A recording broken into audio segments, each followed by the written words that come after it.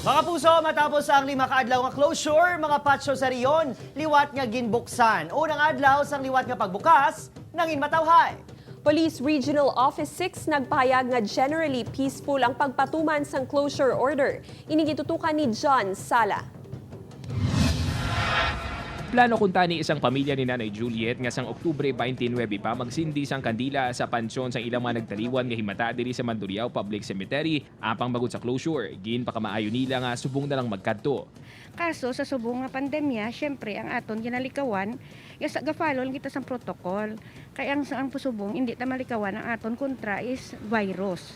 Subong nga unang adlaw sa pagbukas sa mga batso sa pungsod matapos ang 5-day closure sugod sa Oktubre 29 tubtob kahapon.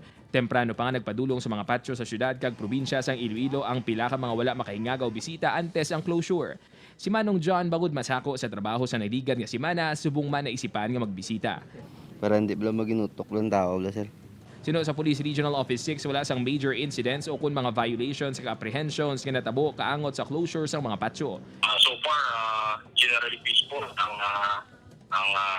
5-day closure. Wala kita sa may na-record nga incident nga makonect natin sa 5-day closure sa aton nga mga patyo.